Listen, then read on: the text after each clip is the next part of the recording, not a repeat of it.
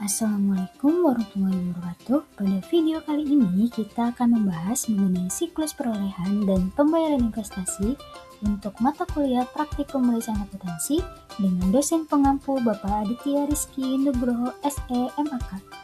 Untuk anggotanya, yuk kita simak. Ada Natalia Registamau, ada Neta Antika, lalu ada Rangga Aprizal Pratama, kemudian ada Silvi Mardiani, dan yang terakhir ada Sahna Alfamida. Untuk materi selengkapnya, yuk kita simak video berikut ini.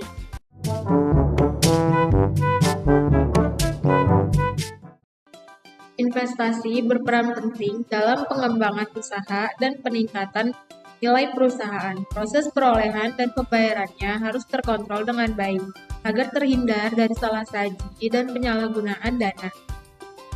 Karena melibatkan pendanaan jangka panjang seperti saham, obligasi, bunga, dan dividen, auditor perlu memahami alur transaksi serta sistem pengendalian untuk memastikan laporan keuangan disajikan secara wajar dan sesuai ketentuan hukum.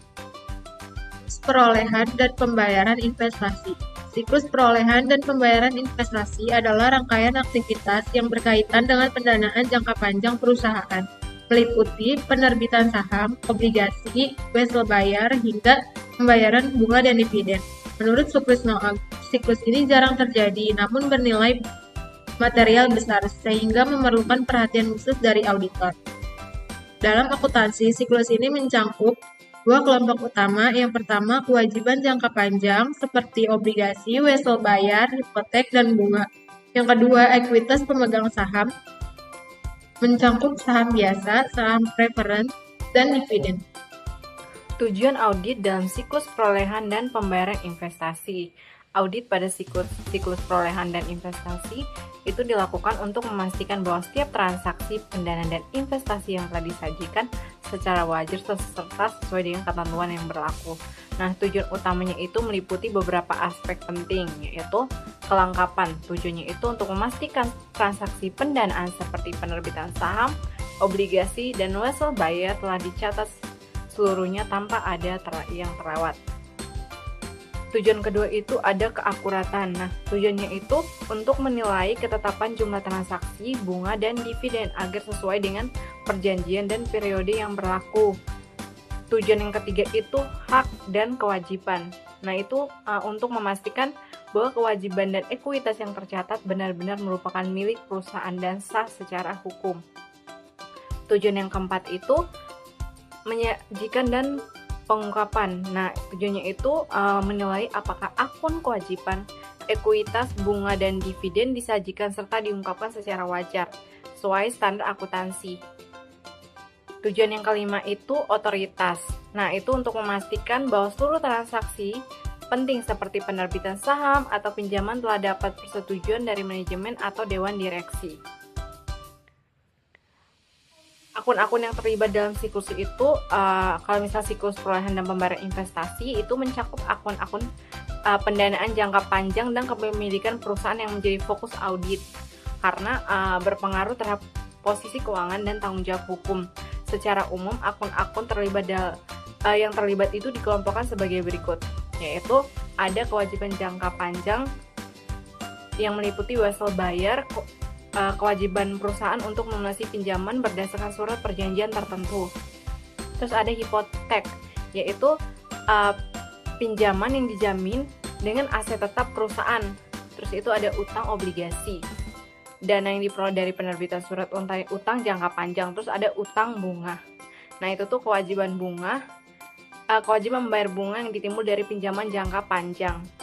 Seterusnya itu ada akun yang termasuk dalam ekuitas pemegang saham. Nah, itu yang pertama ada modal saham biasa dan preference, yaitu kontribusi modal dari pemegang saham. Yang kedua itu ada aigo saham, selisih antara harga jual dan nilai nominal saham. Terus ada saham treasury, saham yang telah diterbitkan dan dibeli kembali oleh perusahaan. Terus ada laba ditahan, laba bersih yang ditahan untuk membiayai kembali kegiatan perusahaan. Terus ada dividen diumumkan dan hutang dividen. kewajiban membayar dividen yang telah diumumkan oleh perusahaan. Yang selanjutnya ada karakteristik siklus. Siklus perolehan dan pembayaran investasi memiliki karakteristik khusus yang membedakannya dari siklus akuntansi lainnya. Karena transaksi dalam siklus ini bernilai besar dan berdampak signifikan, auditor perlu memberikan perhatian lebih dalam proses pemeriksaannya. Adapun karakteristik utama siklus ini adalah sebagai berikut. Yang pertama, jumlah transaksi relatif sedikit. Yang kedua, nominal transaksi material dan signifikan. Yang ketiga, adanya hubungan hukum dengan pemegang saham dan kreditur. Yang keempat, ada keterkaitan langsung dengan bunga dan dividen. Yang kelima, resiko salah saji material relatif tinggi. Dan yang keenam, membutuhkan sistem pengendalian internal yang kuat.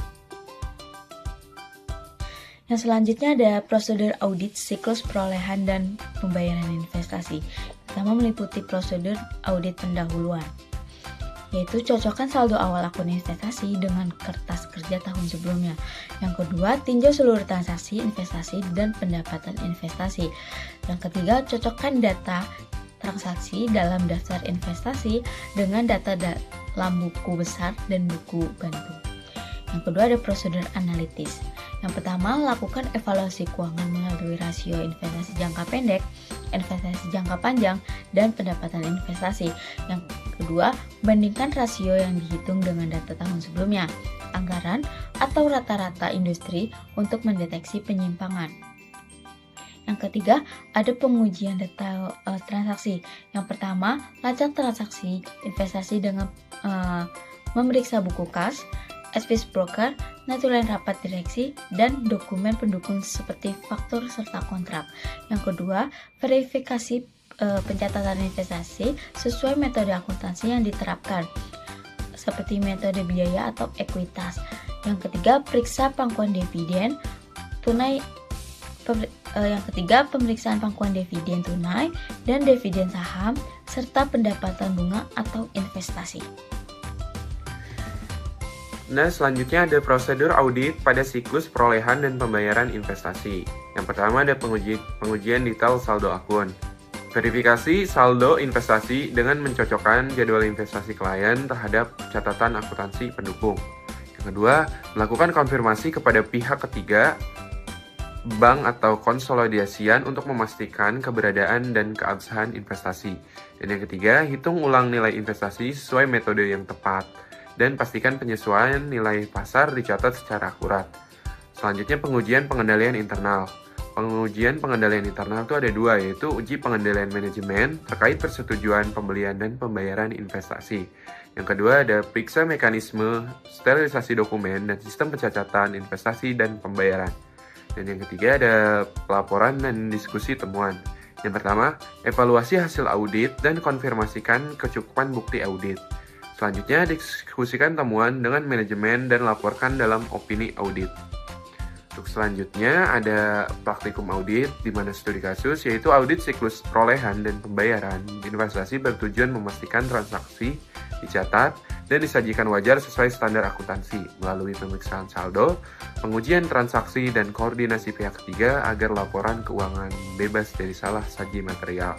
Untuk contohnya, PT Sejahtera Tbk memiliki saldo investasi berupa saham dan obligasi di beberapa perusahaan afiliasi dan instrumen pemerintah. Auditor ditugaskan mengaudit akun investasi dan pendapatan investasinya untuk tahun buku 2024, di mana saldo akunnya itu saldo awal investasi 10 juta rupiah, penambahan investasi selama tahun buku itu 2 juta rupiah, penjualan investasi 1 juta rupiah, dan saldo akhir dalam catatan akuntansi 11 juta rupiah, dan yang terakhir pendapatan dividen dan bunga sebesar 500 juta rupiah.